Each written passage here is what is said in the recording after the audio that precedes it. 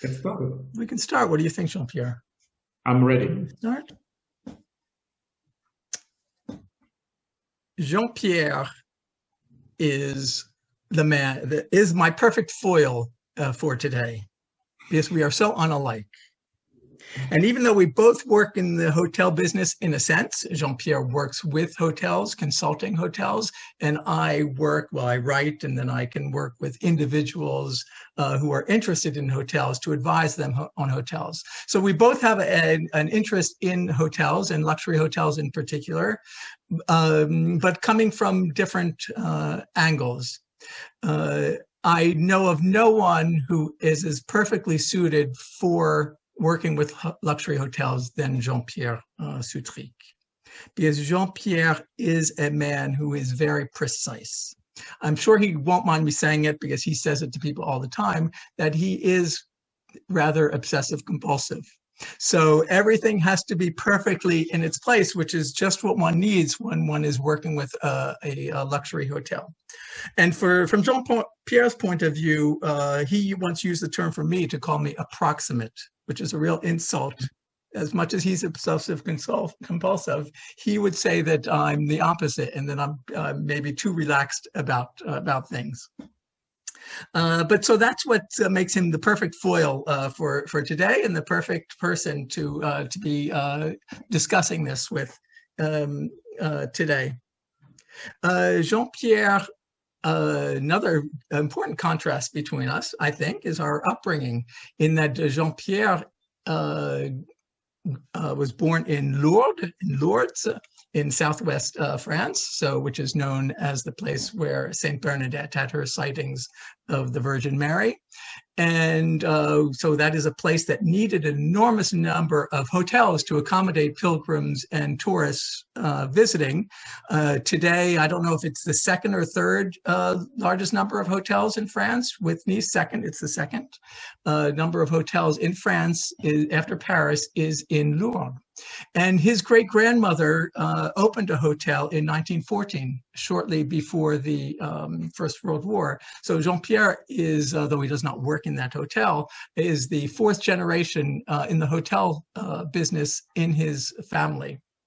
Whereas my great-grandparents at the time had just left the shtetls and villages of Eastern Europe, and were junk dealers and tailors and laborers in New Jersey. So that's a contrast between us that's important, I think, in our view of hotels, and what is the interest of being in luxury hotels, or in fact knowing the hotel. Jean-Pierre knows it from the inside, and whereas I come to it from the outside, more or less as the person coming in, whereas he's the person not necessarily receiving, but he is the person who knows all the ins and outs of hotels. Jean-Pierre, I'll let you take it from there to talk about a bit about yourself, and to segue into beginning our presentation. And as you speak, I'm going to set up the PowerPoint. Well, not so much about myself, Gary, but thank you for the introduction. Indeed, I'm from the south of France. I moved to Paris 35 years ago, left my family behind, and the souvenir of my great-grandmother was the first woman in the family who opened a hotel. She was not probably a visionary, because the hotel opened on July the 1st, like a month before the beginning of the war. So very quickly after the opening, she had to close the hotel, and a few months after, she had to reopen it, but unfortunately as a hospital, to cure and help the soldiers to recover from the gas attack that were quite often happening during the First World War. Anyway, in 1919, she'll come back. She was quite resilient, this woman. She'll come back, reopen the hotel, and 2 years after, she will open another one in the same street. So it says a lot about the women in my family. So after my great-grandmother, my grandmother will take over. She will go through the Second World War, but the hotel will never close. And then she will hand over to my aunt and my mom. And since I'm in a family where there is no girls, it's only brothers, I was the one who took over the tradition. But to be honest with you, to a certain extent, because very quickly I realized that the south of France was a bit too small and too provincial for me. No offense to my family. And I was more lured by the beauty of the capital city. And I decided to move into the real industry, where I'm still stuck after 35 years. So without further ado, I'd like to board with you all the time machine. Gary, we need to go back to the first. I was sorry. Jean-Pierre and I are experts in our respective fields, I should say, but neither of us is an expert in technology. So you'll excuse us if there are any glitches along the way. Should I begin with the first slide, Jean-Pierre? Yes, you. All right, our first, we're going to embark 150 years ago, when a young man, Louis-Napoleon Bonaparte, on his way to the throne, will start a new regime in France. For many years, well after the French Revolution, different kings came on board, and in 1848, in 1850, Louis-Napoleon Bonaparte comes to power. He is the son of Louis and Hortense Bonaparte. Louis was the brother of the first emperor. So in principle, Louis Napoleon was not meant to reign. But after a peaceful coup, I would say, he managed to get to the throne and became the emperor. And this time in France is known as the Second Empire, le Second Empire. It will last for 20 years. And unlike the previous rulers, Napoleon will not reside in Versailles. To be honest with you, Versailles had been empty during the French Revolution and had been converted already into a museum. So he decided to establish his court in the very heart of Paris. And when I mentioned the Palais des Tuileries, or the Tuileries Gardens, you probably know exactly where it was. The palace has been destroyed after a huge fire in 1871. It's not been rebuilt, but the gardens have been preserved. And ironically, this is where we're going to be traveling, walking around, because most of the hotels that I'll be describing the history with Gary today were built in that neighborhood. So the Second Empire was actually a time of peace in Europe. There was no signs of war against anyone in Europe. It was a time of industrial growth, as well as rather social inequality. There was a lot of poverty, and at the same time, rich people would be extremely rich. It was a time where freedom of speech, freedom of press was more or less respected. Not so quickly, Gary. Oh, sorry. Bear with me 1 second. No, I was clicking. It was a time where you all know probably it was when the music developed. The French and the Europeans, not yet the Americans, but most of the visitors to Paris will enjoy the music of Offenbach, of Berlioz, Bizet, Verdi. In literature, Gustave Flaubert. Most Americans know Gustave Flaubert for Madame Bovary. He was actually taken to the court after his novel because it was considered as not complying with the bonnes mœurs of the French bourgeoisie at that time. Victor Hugo himself had decided to move to Guernesey because he didn't like too much the new political regime. And this is also a period of time where fashion is going to explode. Worth, Chaumet, Cartier, Louis Vuitton, they all were born in the Second Empire, and they all started to dress the new aristocracy. So to end up on this aspect, I would say that it was also a golden age for painters, because Ingres, Manet, Courbet, Degas, Pissarro, Sisley had already started their incredible career. This is where we can move, Gary.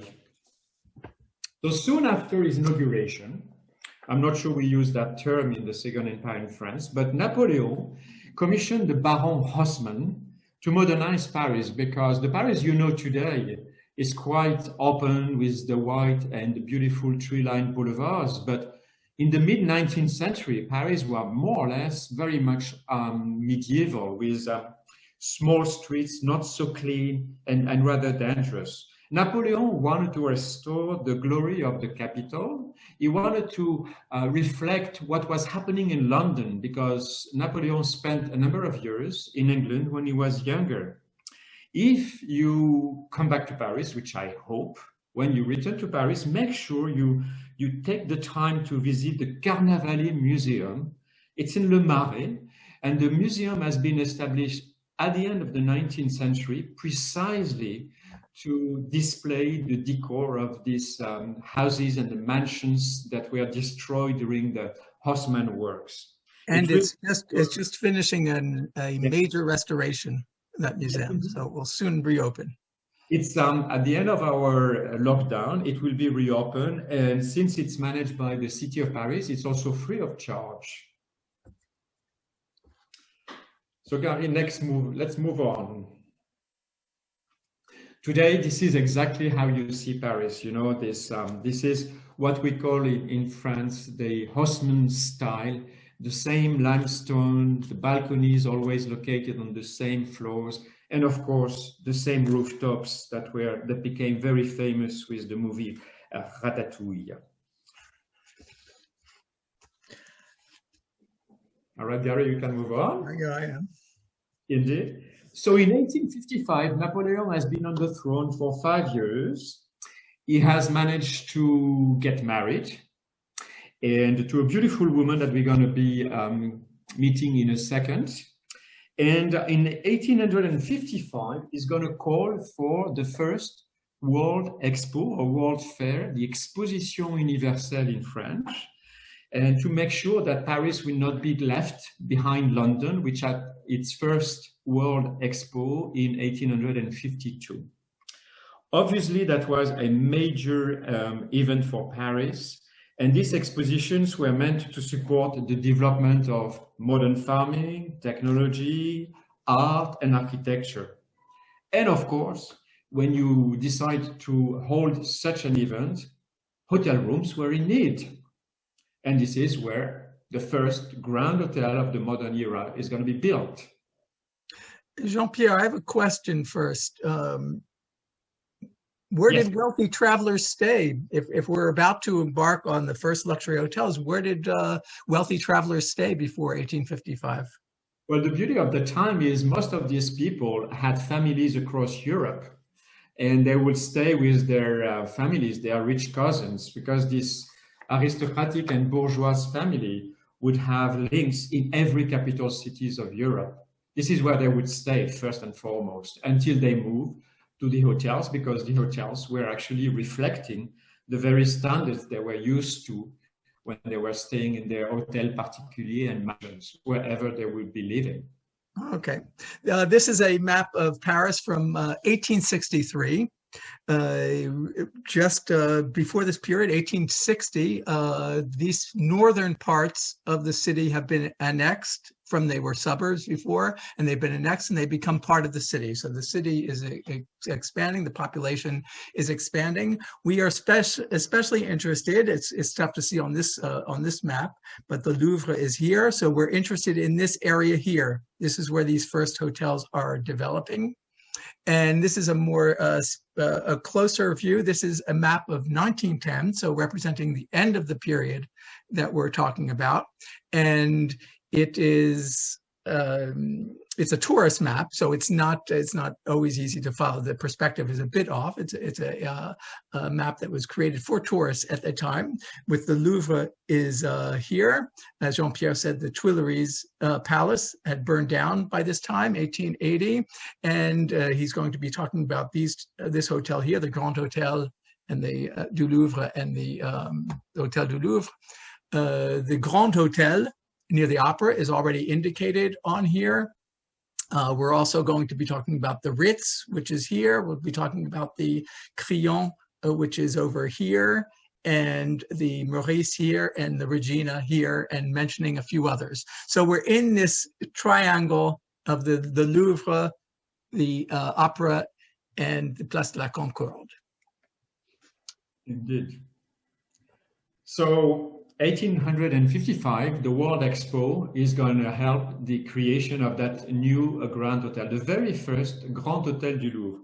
It's been built in only 14 months. Would you believe 14 months to build that hotel? It was a 700-room hotel and had at that time some 1,250 employees.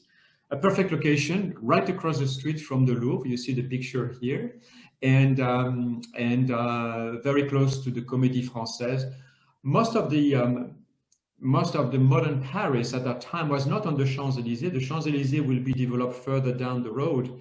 At that time, the heart of Paris was the Opera District, the Grand Boulevard. It was also where most of the activities on the art and the theaters were, because most of the theaters had developed around this neighborhood.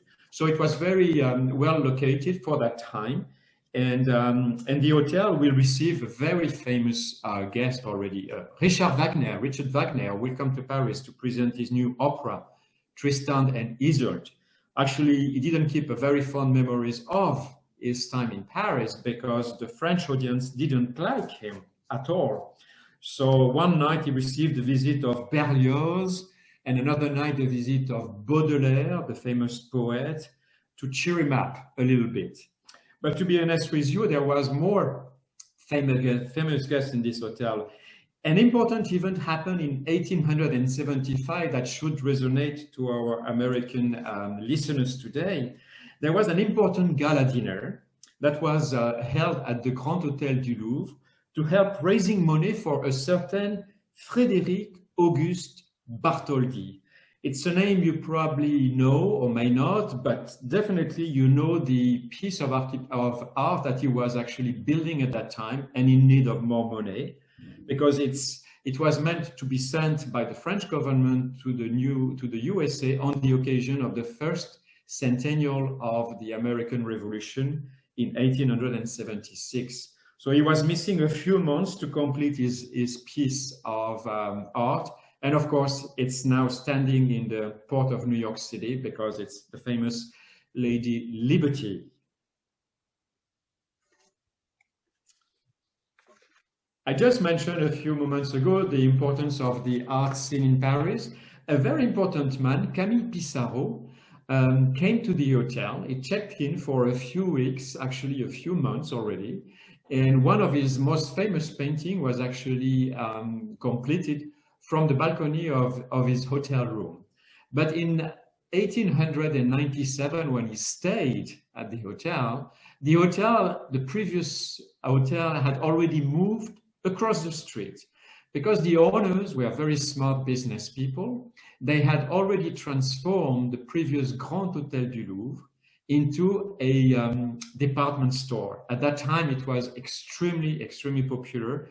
And they made the double amount of money, moving the hotel to the present location of the Hotel du Louvre and keeping the previous location to open a terrific department store that will remain in business until 1974, would you believe?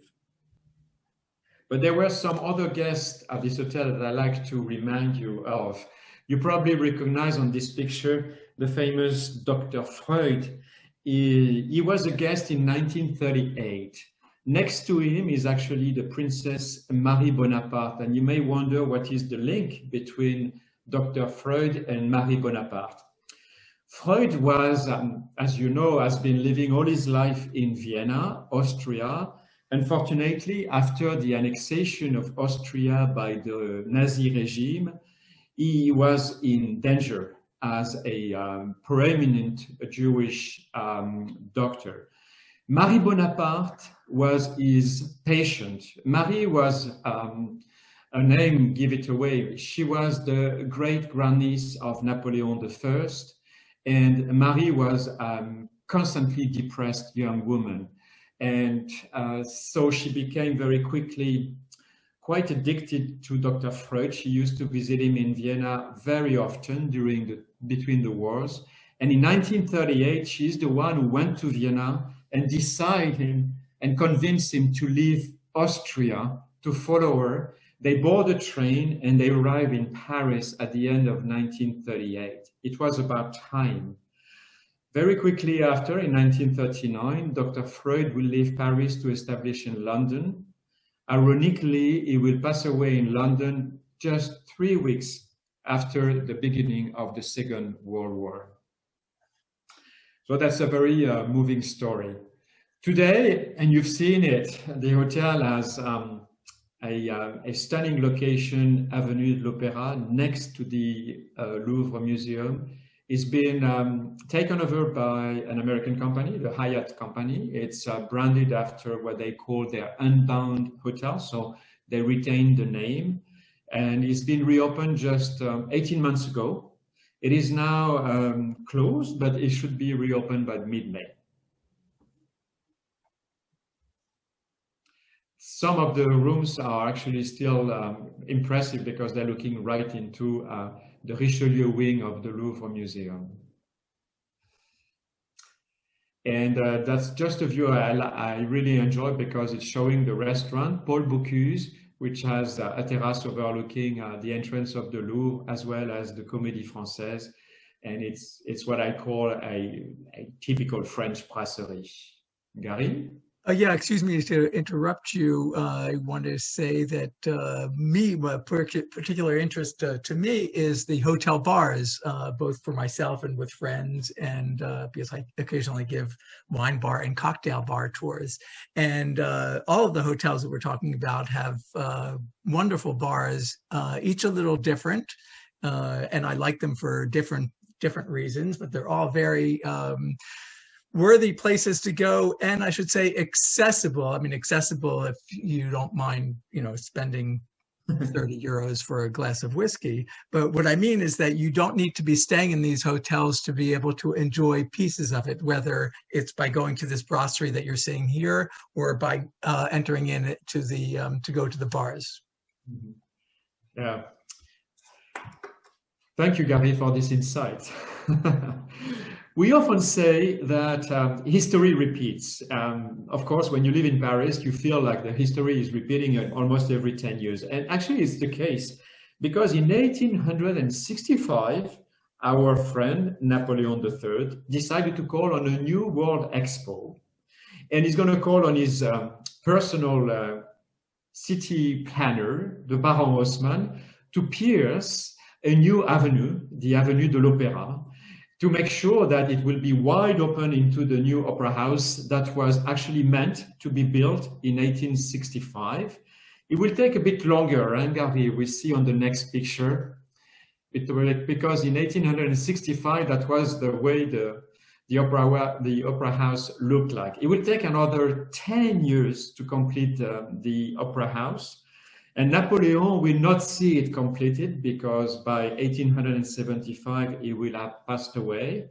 But the impressive opera will be an incredible testimonial of what was the Second Empire in France. So back to the World Expo, new rooms were in need in Paris. And this is where two brothers, Émile and Isaac Pereire, two bankers, quite entrepreneurs, decided to build Le Grand Hôtel and the famous Café de la Paix, the very same location. I want to say a word about the Pereire, because this is a time of this late 19th century of the development of big banking and industry, family and money.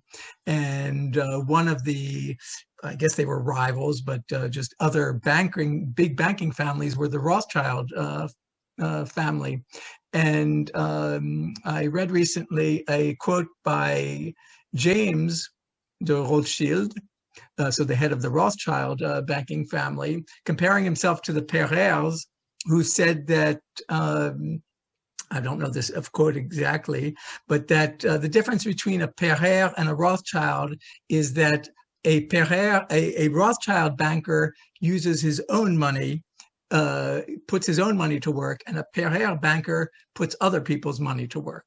So the Pereires were very much into speculation in Paris during this Haussmann time, whereas the Rothschilds were in other investments. Well, I trust you, Gary, because you all know these famous families. You're very well introduced. So the two brothers were also very quick in opening the new hotel on time for the World Expo. And on the inauguration day, that will be the Empress Eugénie, the wife of Napoleon, who will be coming for the grand opening of the hotel. And she would very candidly declare, "Oh, it's beautiful here. It feels like home in Compiègne." Compiègne was the weekend residence of the emperor and the court.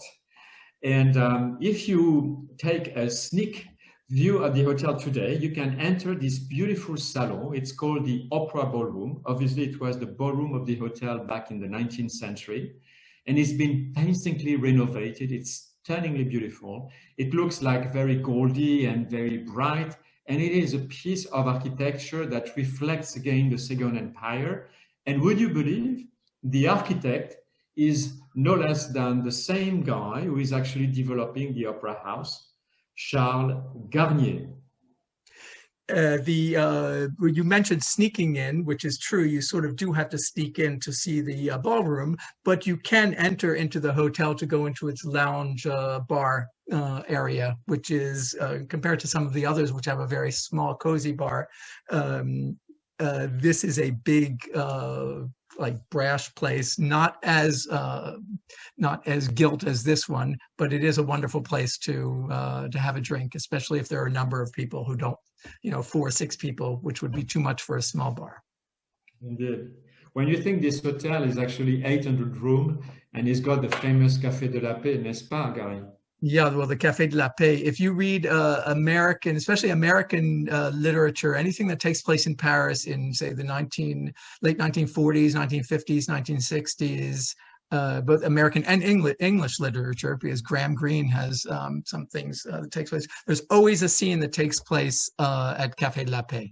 There's always something and someone walking by, or movies as well. So this is really became, it was at the time, but definitely in the 1930s and the 1950s, it was a real hotspot in Paris. As you all know, the hotspots of Paris are all over the place now. So there's no one place where people concentrate, but this was one of them back in the day.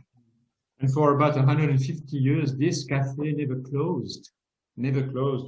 We had to face this damn virus to have this place closed, but it's meant also to reopen at least the terrace, the outdoor, by mid-May.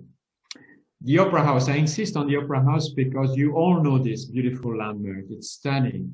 It's actually, I don't know, I'm sure you know that. It's the Opera House of phantom fame.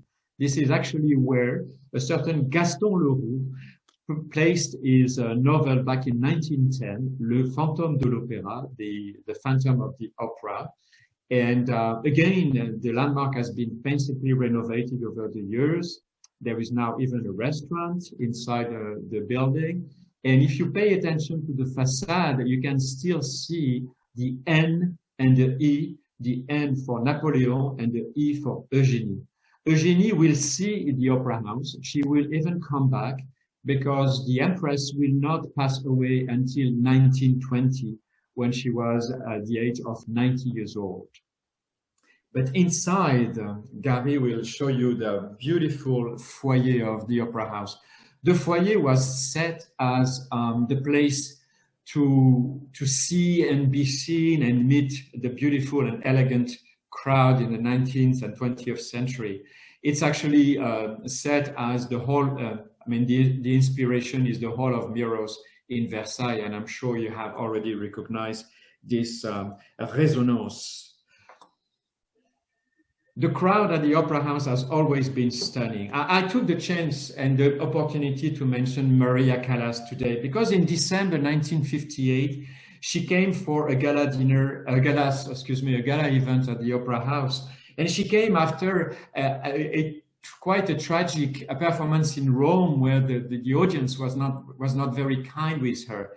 And as you know, Maria Callas had a very, very tragic life. She actually passed away in Paris at the age of 54. She was too young to live. But on that night in Paris in 1958, Le Tout Paris, what we call Le Tout Paris, which means all the socialites of Paris, were there. On the left-hand side, you see Marlène Dietrich in the company of the Begum, you know, the wife of the Prince Aga Khan. Next to them is Jean Cocteau, the famous poet and writer. In the center was Brigitte Bardot, the sex symbol of the 1950s and 60s. And of course, there was no gala event in Paris without the presence of the Princess Grace of Monaco. If you go to YouTube, you will find that gala event, and I recommend it because the Casta Diva that Maria Callas sang that night, there was no other Assoluta Divina that can sing what she did. I have a personal relationship with this hotel because I was the director of marketing for 10 years back in 1985 until 1995 when I joined another company that I will evoke on our next episode, the Four Seasons. But the Grand Hotel today stands very proudly on Place de l'Opéra. They have spent another 2 years to renovate rooms and the public areas. And I have actually a couple of rooms to show you next to this picture, Gary. And obviously, when you sit on this side of the building, you've got stunning views overlooking the Opera House. And this is quite a special view. But there is another site that you like, Gary, don't you? The site. Well, what I wanted to say is that we're not mention a few hotels that we're not talking about. There are so many hotels that were developed during this time.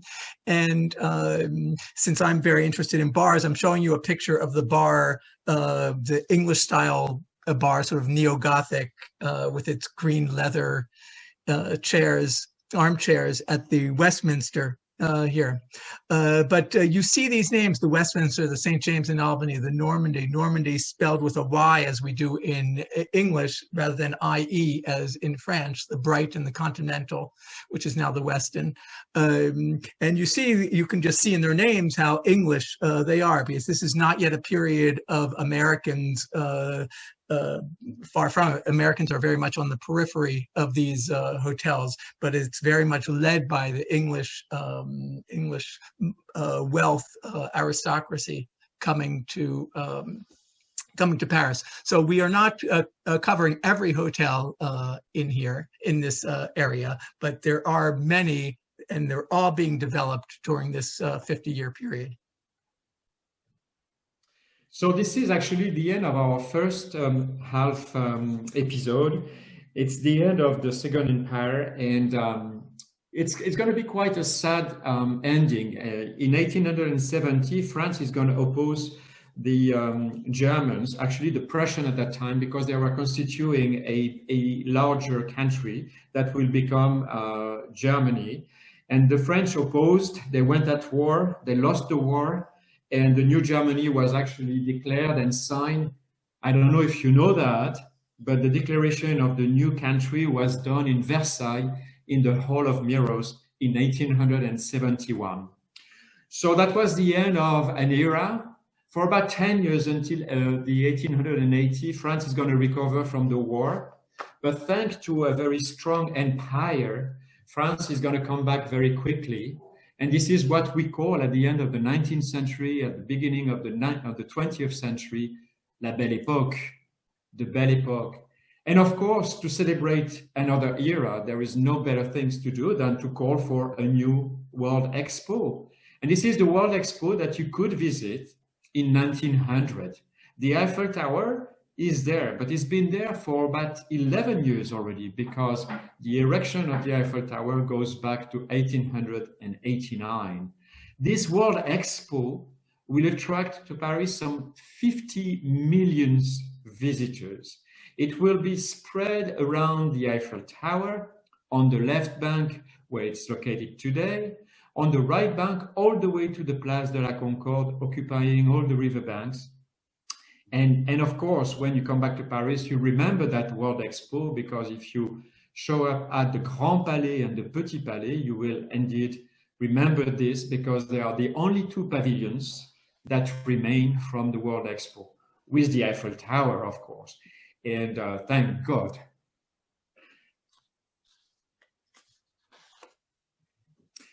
So before we move on, I just wanted to remind you something funny about the the World Expos. You may think that we have a passion about World Expo, but indeed at that time, most of the World Expo took place in Europe. The first World Expo that will not be taking place in Europe will be in the US. And I believe that was St. Louis, Gary, in 1904. And we all remember the famous movie with Judy Garland called Meet Me in St. Louis, which was another World Expo. But let's go back to our need in Paris, in the French capital, of more hotel rooms. Place Vendôme, we all know this beautiful square. It was actually set by Louis XIV, the Sun King. But at that time, the Place Vendôme was not extremely fashionable. It will take a few more decades to become the center of the fashion and especially the jewelry. And the Place Vendôme was named after a young man called César de Vendôme, which happened to be the love son of the grandfather of Louis XIV, Henry. I'm mentioning César because another César is going to make this square very famous. So the location for the new hotel was not by default, because it was exactly where you needed to be to really expand a brand new revolutionary hotel. This is actually where the Empress Josephine, the wife of Napoleon I, where the Maharajas and the actresses today will come and shop for their jewelries. And that was the center of fashion. It still is an incredible site. And this is where the other César Ritz, will decide to establish the Ritz Paris. He will come with an old friend of him, Auguste Escoffier. He is the chef. Auguste and César knew each other because they had spent a number of years in London at the Savoy at that time. And I can say that the Ritz, to me, it's probably what really started the luxury industry in hotel business for forever, and still today in the 21st century. Before I leave it to Gary for another questions on other enlightenment, the Ritz Paris has nothing to do with the Ritz-Carlton, but I don't know if you know that story, but Ritz-Carlton is paying royalties to the Ritz Paris because they use the name, but they are not associated. Another question, Jean-Pierre, yes, this is the first of these hotels that we're talking about. This is the first hotel that has the designation Palace in French. The French rating system, so the official rating system, I'm not talking about guidebooks or magazines, but the official rating system goes from 0 to 5 stars with an additional exceptional category, the Palace, 5-star Palace category. So what is the difference between, let's talk about 4, because all these that we're talking about are 4, 5, Star and Palace. What is the difference between what allows for one designation over another? Yeah, most of the time we need to use Palace Hotel, so we do not mix with a palace or a palazzo, like they say in Italy, which is a historical site. But the difference is very simple. Most of the 5-star hotels today are either coming from historical background, like the Grand Hotel du Louvre or the Grand Hotel in Paris, etc. But there is a distinctive difference between these 5-star hotels and what we call a Palace Hotel in France. It's a blend of history, significance, heritage, and prestige locations. The Palace Hotels are not only in Paris. We have about 15 of them across the country. Most of the most famous are in Paris. We're going to speak today about the Ritz, Crillon, and Meurice. And then on our next episode, we'll evoke the Bristol, the Georges V, and some other hotels. But some of these Palace Hotels are also located in the south of France, on the Riviera, of course, the Hôtel du Cap Edenroc, that will be on our 3rd episode, and also in the French Alps and in Biarritz. So it's quite tangible. When you get into a Palace Hotel, you feel like you're going back in times. And precisely, that's what I'm going to be evoking in a second now. But so a palace the hotel has to apply to the government, to an agency to have that designation. It's not something that they say on the palace, There is a right? jury. Actually, it's by invitation, so to speak. There is a very important jury. It's a blend of journalists, historians, writers, and professionals.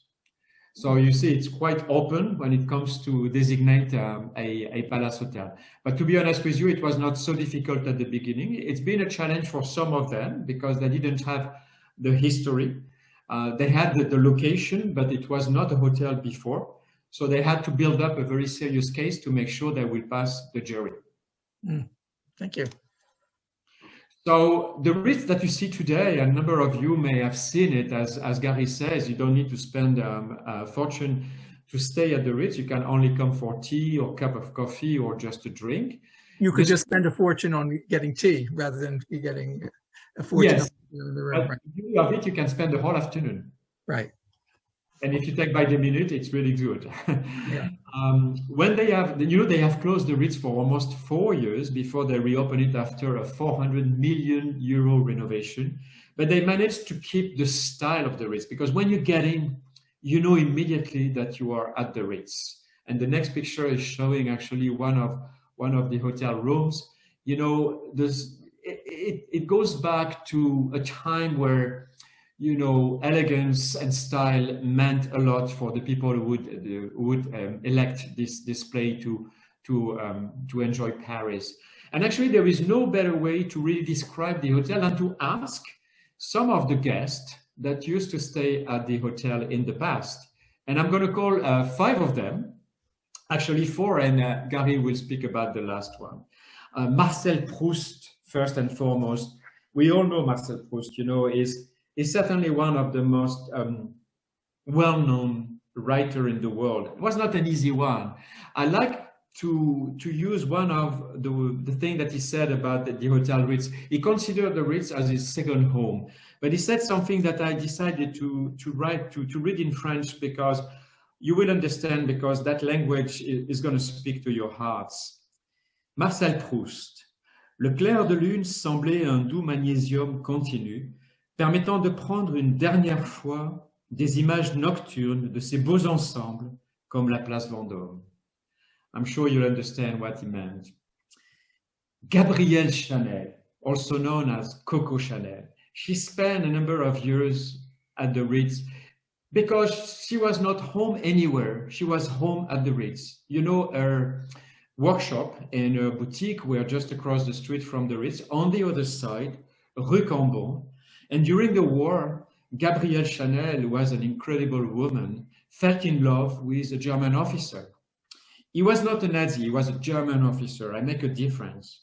And her love affair would force her at the end of the war to leave France to establish in Zurich. It was not an easy time for her.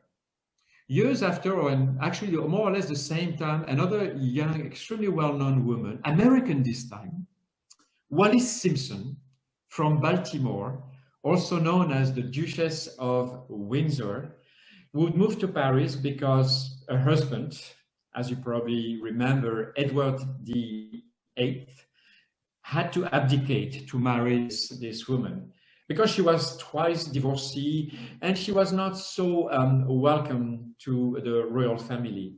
It probably rings some bell to what the royal family in England is experiencing these days with another divorcee from America. But the Duchesse de Windsor was extremely famous in Paris. Christian Dior was her couturier, and she would spend many occasions at the Ritz during that time. All the way to another fashion icon is Gianni Versace, who will, until his death, present his haute couture in the Hotel Ritz. Today is actually his sister who carries on at the Ritz. And last but not the least, this famous American writer that Gary is going to give us a few. Oh, me, well, Hemingway. Hemingway is, of course, one thing I have in common with Hemingway. It's not my writing; it's my interest in bars. So Hemingway did frequent the Ritz, and in fact, he was one of the first to arrive when Paris was liberated, and so he would tell people that he liberated the Ritz. He and Scott Fitzgerald were, big in this neighborhood, well, throughout Paris, drinkers, but especially at the Ritz. And so the bar today, one of the bars, because there are 3 bars, I believe, is called the Bar Hemingway, which is a small bar. Now, Jean-Pierre, he hangs out with Maharajas and stars and celebrities and all that. So he doesn't have to show himself with the celebrity because everyone knows he hangs out with them. But me, it's a rare occasion to meet someone famous. So this is me with Colin Field, who's the head bartender and has in the past been named the best bartender in the world, just as the Bar Hemingway has been named the best bar in the world. And I don't know, he looks very happy to see me in this picture because we were together at a cocktail, Calvados cocktail competition in Normandy. And he was the MC and I was covering it, and I was on the jury of one of the subcategories. So that's just my little relationship with Colin Field, who certainly would not remember me today.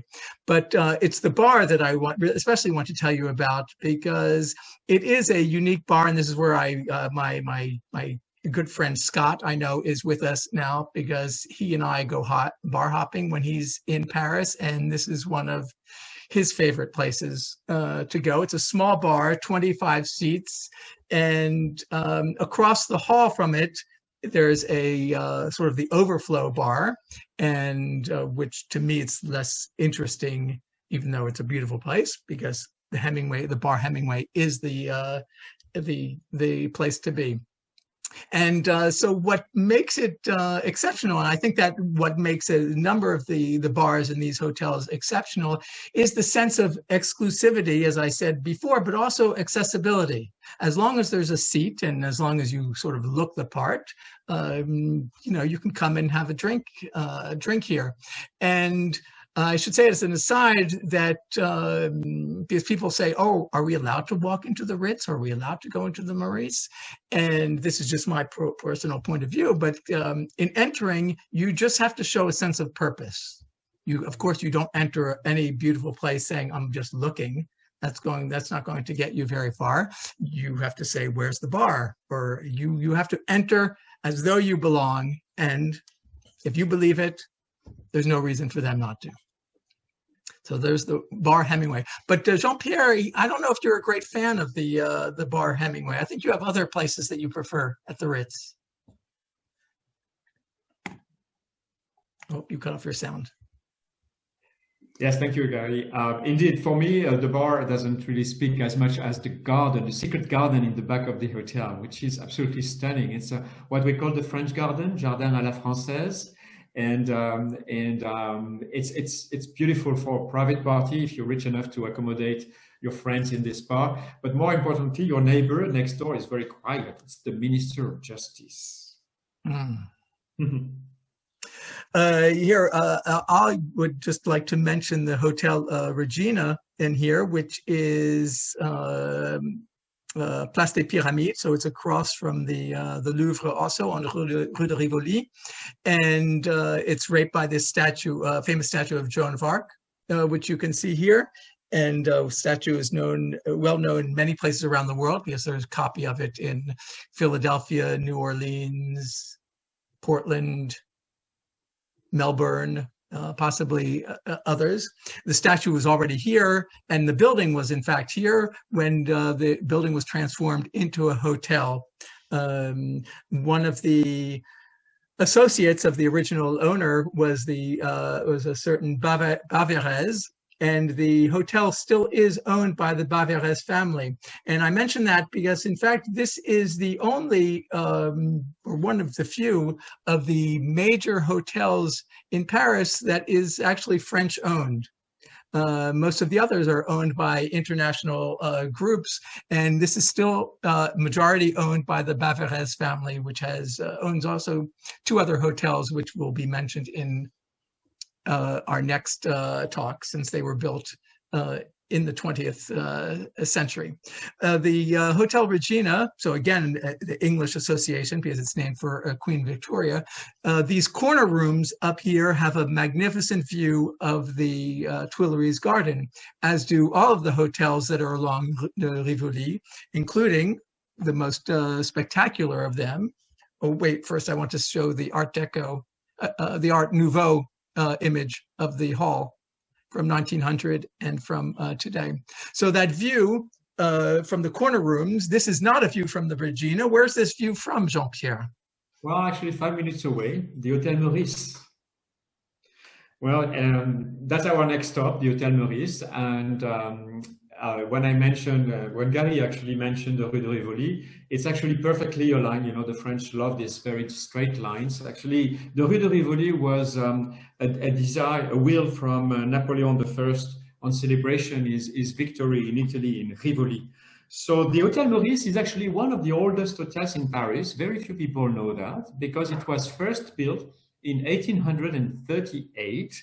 And at that time, the hotel did not look as spectacular, but it was owned by a family called La Famille Meurice. They already had a hotel in Calais. As you know, Calais is the port of entrance into France when you come from England. And they naturally felt that they needed a second property in the capital city so that they can keep their customers. And in 1898, the hotel is going to be entirely transformed, beautifully set, and it's going to become probably one of the most fashionable hotels in Paris. The King of Spain, Alfonso XIII, will be a regular at the hotel. And it's funny because the Meurice decided to renovate the very same year as the Ritz. They felt competition was coming up. So it was a very smart move. But for some reasons, the hotel will go through some very dark times. Yes, this is an ominous picture, Jean-Pierre. Oh, where are you taking us? We are about 40 years ahead of time. In June of 1940, France was defeated by the German armies, and very quickly, the country, half of the country at least, in the north, will be occupied by the Wehrmacht, soon after by the Gestapo and the SS. So the reason why I mentioned that is because the Hotel Meurice is going to become the headquarters of the governors, or the governor of the Great Paris, what they used to call the governor of the Gross Paris. For 4 years, France will be occupied. It will not be a time of happiness, but the hotels were all requisitioned, not only the Meurice, all of them were requisitioned by the Wehrmacht, the German army, to accommodate most of them, the officers and the administration. The reason why they had chosen the Hotel Meurice for the most important officer was because it was very close to the Place de l'Opéra, and Place de l'Opéra, the Kommandantur was located right there. So it was barely 5 minutes away from the Hotel Meurice. And in August of 1944, just 2 months after the landing in Normandy, there was a start of an uprising of unrest in Paris, because the French felt confident that the Allied will be soon in Paris, the Brits and the Americans. And the last governor of Paris is pictured here. His name was Dietrich von Schottnitz. Dietrich von Schottnitz had arrived in Paris only at the beginning of August. And we are more or less in the third week of August.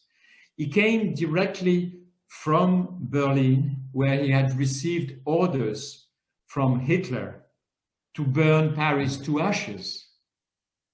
You probably remember that famous movie, Is Paris Burning, based on an incredible novel. Von Schottnitz was a soldier more than anything else. He didn't want to disobey Hitler for personal reason or just because he was in love with Paris and he felt it would be a drama for all the history and the heritage. He was a soldier and he felt there is no strategic reason to burn Paris to ashes. And he did not obey the orders of Hitler. But to be honest with you, it's also because he could not At that time, the troops, the Allied troops, were moving very quickly from Normandy to Paris, finally, after 2 months, because they had to fight against the German army. And at the end of August, with the help of the civilians in Paris, the Germans were forced to surrender. And von Scholtnitz will be taken as a prisoner. He will never be judged. He will be in prison in England for 2 years and then liberated. He will move to Germany and establish in Baden-Baden, which is ironic because this is where the French army was stationed during 30 years after the war. And as a very smart man, he wrote a book about his time in Paris, and he drafted his own legend, pretending that he was indeed the savior of Paris. Some legends are sometimes better than the reality. The beauty of that reality is that nothing was destroyed in Paris. All you can see is just the impact of the bullets on the wall. And thank God, the Eiffel Tower, Notre Dame, the Louvre, the Arc de Triomphe, the Sacré-Cœur, the Panthéon, and the bridges of Paris have been preserved, which was an incredible luck for the time. So in 1944, the Meurice is going to lose his longtime guest. And very quickly after, the Americans will come and will replace the German officers. So the occupancy level was extremely high. Le Meurice has been renovated, as you can see from these beautiful pictures. It's the restaurant. They spent quite a significant amount of money to renovate the hotel. Even the function rooms were beautifully restored, like this one, which is actually called the Salon Marie-Antoinette. The Meurice belong to the Dorchester collection. They have one hotel in Los Angeles, the famous Beverly Hills Hotel. And they also are a sister property of the Dorchester in London, and the very beautiful hotel Eden in one of the hills of Rome. To me, the masterpiece of that hotel is the beautiful suite Belle Étoile, where Gary fancies someday to spend at least one night. Isn't it? Yeah, but what would it cost me first? Well, first off, you're a journalist, so most of the time we're very kind to journalists. You think I can just that kind of sweet? I just flash my press card? No, the reality is, as we often say, well, it all depends. And such a suite has always a negotiated price. You know, as you guys say in English, why don't you give it your best shot, and you might be lucky. Okay. So if I could offer maybe 10,000 instead of 50,000. Well, for 10,000, you'll get the bathroom, my dear. Oh, yeah. Okay. So that room is up here, by the way. Exactly. And I love this picture, but because to me, besides the fact that the Meurice is very luxury, to me it's very romantic as well. It's one of my most favorite hotels. And when I was a young man starting into the industry, I will very shyly get into the hotel just to look at the beauty of the decor, the paintings, the chandeliers, and I was so impressed by that. But more importantly, by what it represents when it comes to heritage and history. Personally, I would say that I'm probably more into tea at the Meurice than a drink at the bar. So finally, you're not an alcoholic. It's just a personal view. Good. Our last stop for today, I chose one of the most, if not the most magnificent square of Paris for our last stop, Place de la Concorde. I love this. I love it at night when it's free of traffic and it's so beautifully lit up. But you know, such a romantic that. Yeah. But you know, the Place de la Concorde was not always called Place de la Concorde. Let's go back 3 centuries before. 18th century. Place de la Concorde at that time is called Place Royale, and for one good reason. It was built for the King Louis XV, the grandfather of Louis XVI. On his wedding with this young princess from Austria, they set a beautiful popular party on the square.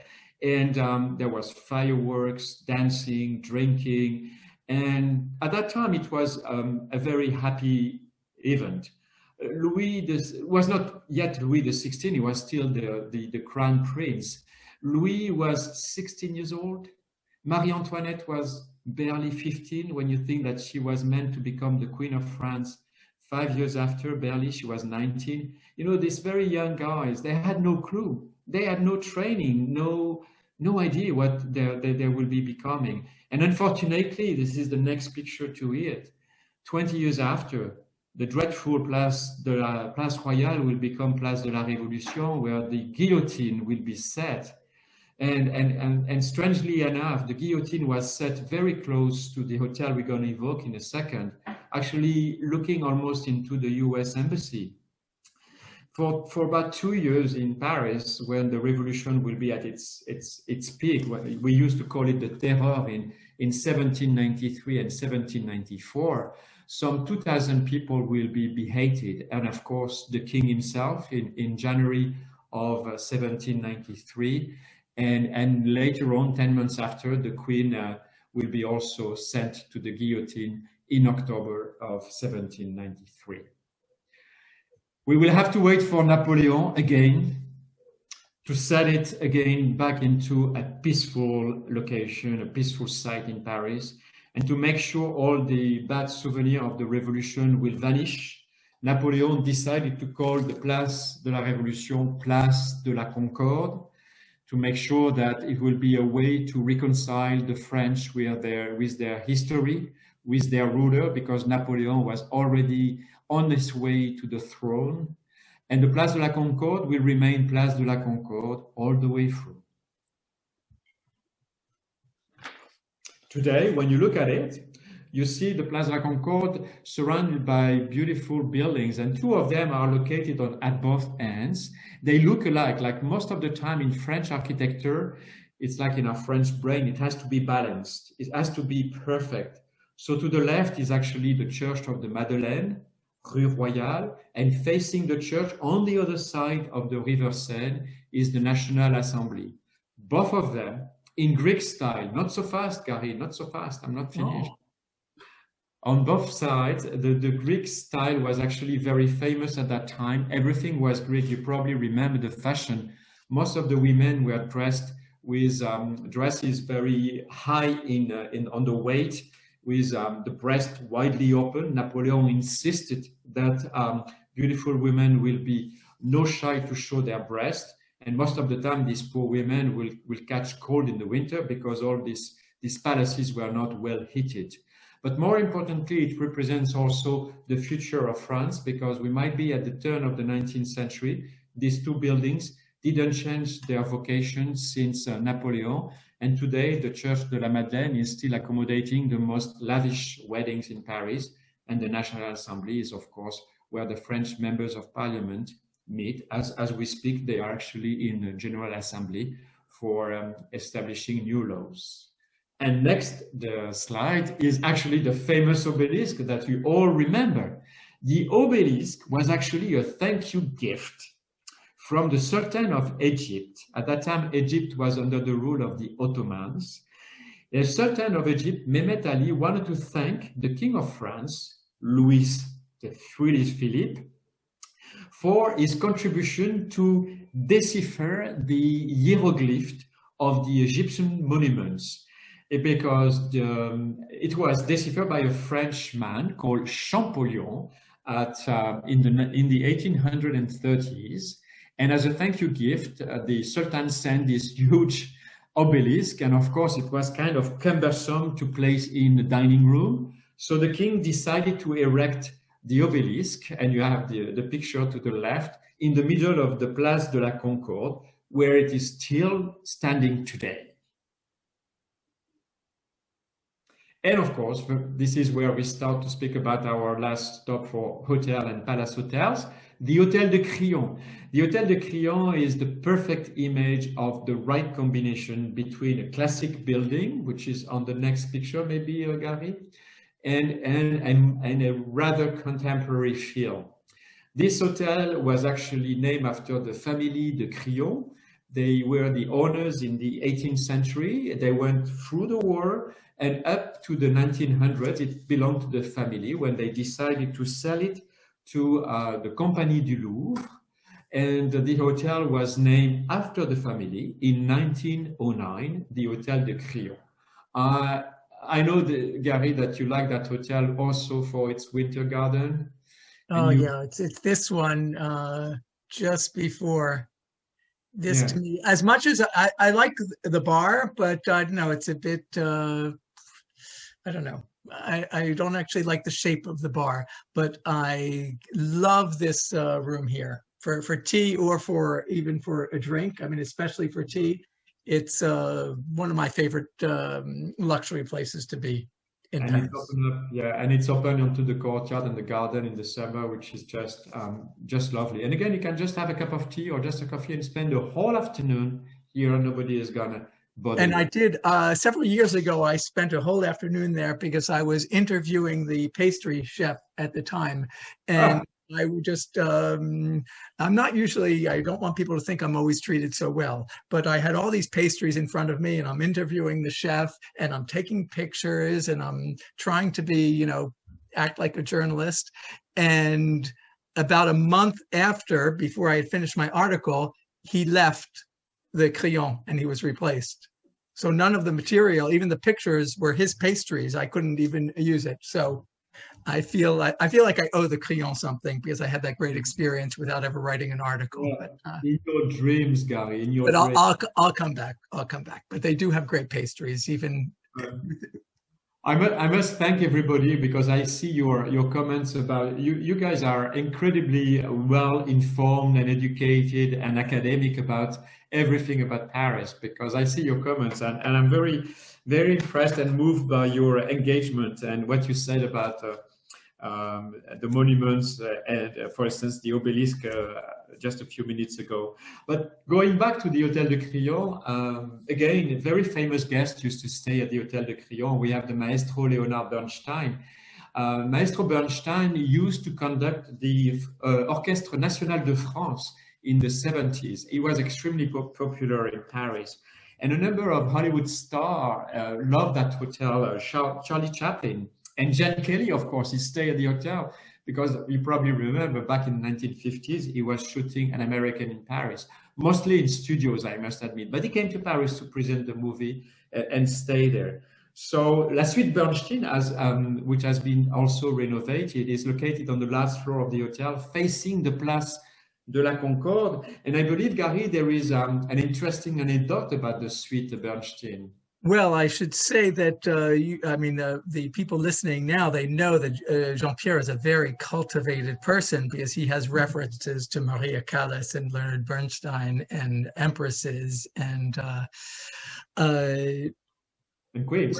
Those are not necessarily my references because as some of my readers may know, or people who have heard me lecture in the US, I often speak about Americans' memories regarding the First and Second World War. And so my reference for this, I'm not sure if it's this exact balcony, but my reference for the balcony of the Crillon is when Pershing came. He had just arrived. The troops are just arriving. He's arriving in advance of the troops at the beginning of the American entrance into the First World War. This is June 13th, 1917. And he is looking down at the crowd who has been calling. He's been inside of I'm not sure if it was that exact suite, but he's been inside the hotel. And there are thousands of people outside calling for him to come out to the balcony. And that's what he's doing here, looking down at them. Several weeks later, July 4th, 1917, there's going to be a major parade of American troops coming in to show the Parisians and the French that reinforcements have arrived. And there's going to be a big parade down the Champs-Élysées.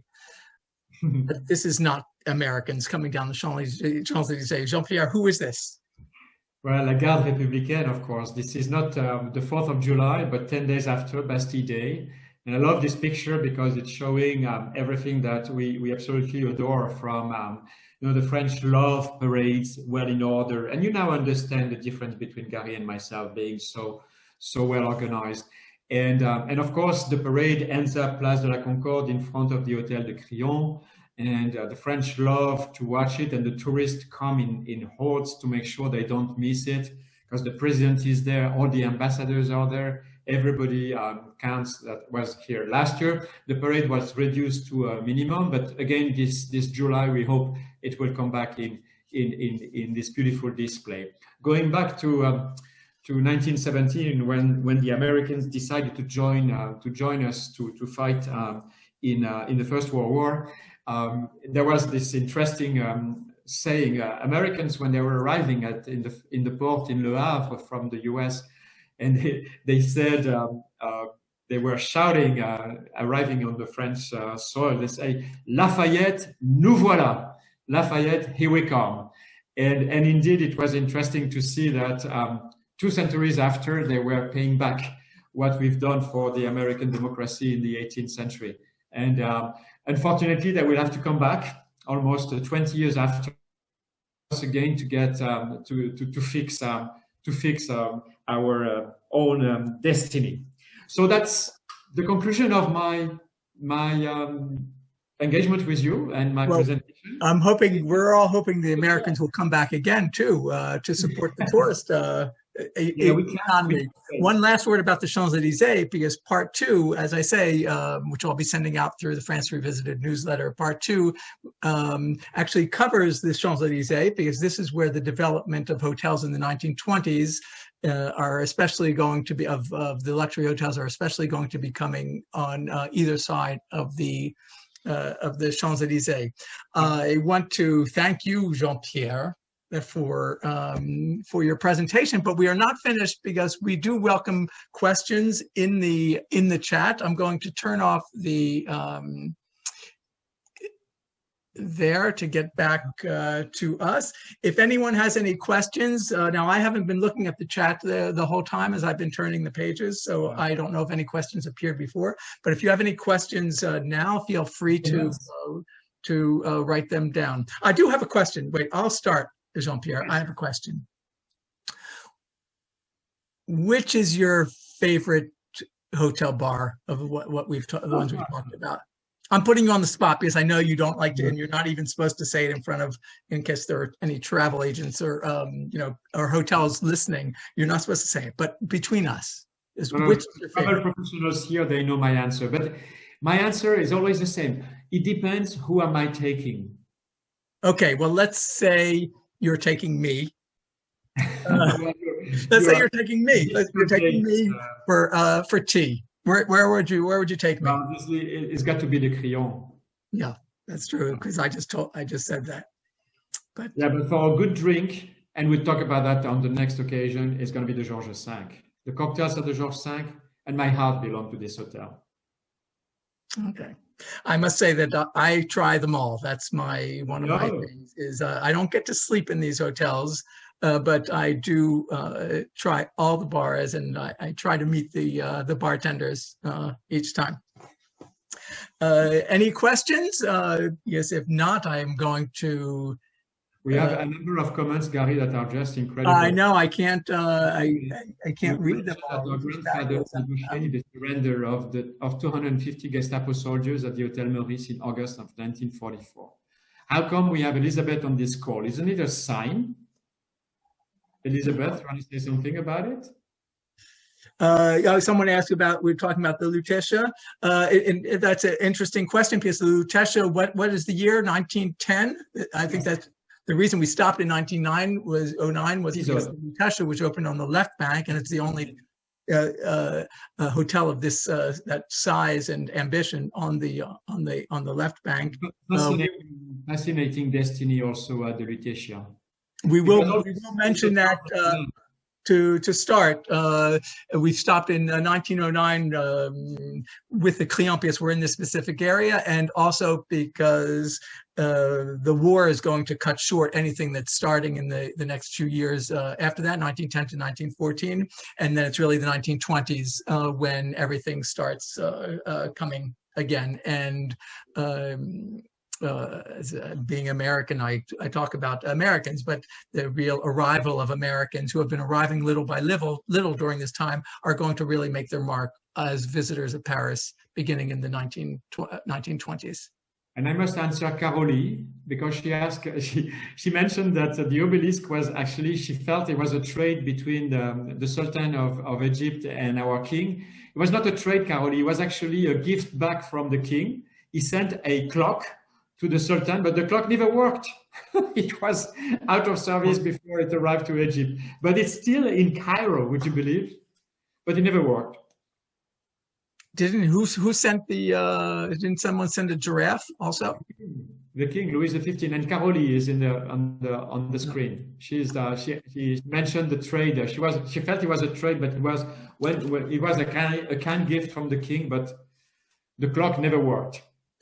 Margie mentions with respect to my comment that you should enter a hotel with purpose, entering it for the toilette, but I'm not sure if you get it by the doorman if you say you're just coming in to use the toilette. Very good point, Gary. And yeah, for everybody, there is a law that goes back to Napoleon III.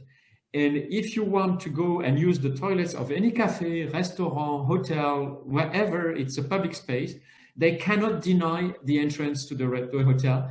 Because in the 19th century, there was no public toilets. So Napoleon had enough of seeing the French peeing on the walls. He decided to put a decree together, and the prefect of police decided to force all the cafes to get into accept anyone who wants to use the toilets in the cafes and the hotels. So if you go back there, make sure you mention this. And if they don't agree, say that Jean-Pierre said it. Well, I often just mentioning Jean-Pierre Sutric gets you lots of things. So don't abuse his name, but everyone does know him. So Gary, it's true. That's true. Yeah. Someone asks, Catherine asks, when's the next presentation? We don't, we're thinking maybe the second week of May. Yes. We wanted to see how this one went first, and but there will be a second and third following soon after that. You saw at the very top of the chat, I put my email address. Many of you already have it as readers of France Revisited, but there's my email address. You know France Revisited. I do have a separate site about touring that's there, and near the top you'll also see Jean-Pierre's email address, so feel free to contact him as well with any comments, questions. And Jean-Pierre, I didn't really say what you do today, actually. I'm doing it at first, but you do consult. You are a consultant now because you worked for 20 years with 10 years with the Grand Hotel, 20 years with Four Seasons, based often at the Georges V, and now you are consulting for hotels. Yeah, again, independent hotels or hotels to be opening up in mostly in France and in Europe. So the beauty of it today, I'm still passionate about this job. I hope that you share my passion. And I trust you do share my passion about these hotels.